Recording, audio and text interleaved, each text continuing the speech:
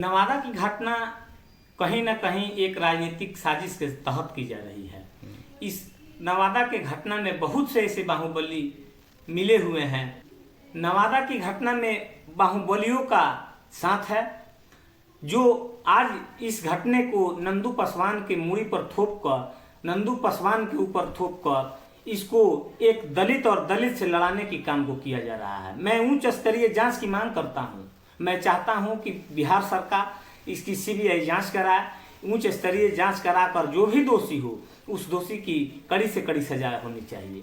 मैं जानना चाहता हूं कि सिवान के धरती पर जो गोल्डन पासवान की हत्या हुई थी, उस हत्या को भी रोड एक्सीडेंट देने का काम प्रशासन के द्वारा ही किया गया था, अस्पताल के द्वारा किया गया था। लेकिन दलित समाज के लोगों ने जो रोड पर जब आक्रोश शुरू किया तो उसकी त्वरित जांच हुई और जिला प्रशासन के द्वारा यहाँ तक कि जज को भी अस्पताल में आना पड़ा था। और जब इसकी जांच की गई तो गोल्डन पासवान के अंदर से कई गोलियां बरामद हुई।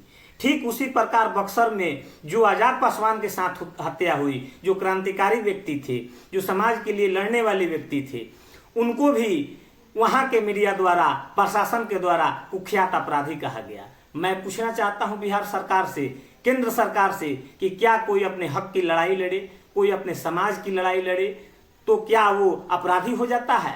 अगर ऐसा होता है तो दलित समाज के बहुत से क्रांतिकारी कई बार अपराधी बनने के लिए तैयार होंगे, जो अपने समाज के हक और अधिकार के लिए अपने जान तक को दांव पर लगाने की कुव्वत रखते हैं, हिम्मत रखते हैं। नवादा की घटना में जो संलिप्त सरकार के विपक्ष सरकार या सरकार में रहने वाले लोगों के जो बाहुबली नेता हैं, उनके द्वारा जो वहाँ टीका टिप्पणी की जा रही है वो संतोषजनक नहीं है, वो समाज के लिए घातक है। तोड़ फोड़ करने का, इस समाज को अलग थलग करने का जो मंसूबा सरकार की है, न्यायपालिका की है, इसमें कहीं भी किसी भी बहकावे में दलित समाज को नहीं आना चाहिए और अपने हक और अधिकार के लिए समर्पित होकर लड़ने की जरूरत है। साथियों, सूत्रों से मिली जानकारी के अनुसार मुझे पता चली है कि वहाँ पर जो जमीन है वह जमीन नंदू पासवान से ही रिलेटेड है, उनके परिवार से ही रिलेटेड है। इसकी जानकारी पूरी साक्ष्य के साथ अभी उपलब्ध नहीं हो सकी है। इसका वीडियो मैं बहुत जल्द ही बनाऊंगा। लेकिन यहाँ से एक्टिविस्ट, बिहार से एक्टिविस्ट जा करके वहाँ घी डालने का काम कर रहे हैं, जो अपने आप को पत्रकार कहते हैं। ऐसे पत्रकारों को भी जवाब देने की जरूरत है जो दलित समाज के होने का दावा करते हैं।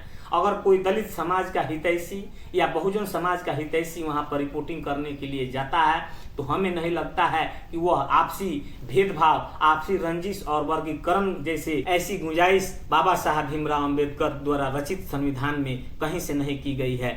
यह जो भेदभाव छुआछूत के आधार पर जो आरक्षण की प्रावधान की गई थी, उस आरक्षण के प्रावधान को आर्थिक आधार पर सरकार के द्वारा थोपने का काम इस दलित वर्ग में किया जा रहा है, जो कहीं से भी संवैधानिक नहीं है। इस पर भी अमल करने की जरूरत है और अफवाहों से दूर रहने की जरूरत है। जो भी न्यूज, जो भी भाषा, जो भी पत्रकारिता या कोई भी सामाजिक कार्यकर्ता इस पर टीका टिप्पणी कर रहा है तो इससे पहले वहाँ के धरातल की न्यूज को, वहाँ धरातल की हालचाल को जानने की जरूरत है। लोगों की वहाँ के राय लेने की जरूरत है, तब किसी भी निर्णय पर पहुंचा जा सकता है या निर्णय लेने की भी जरूरत है। मैं पुनः सरकार से मांग करता हूं कि इसकी उच्च स्तरीय जांच होनी चाहिए और चाहे जो भी उसमें संलिप्त हो, जो भी संलिप्त हो, उसके ऊपर कड़ी से कड़ी कार्रवाई होनी चाहिए।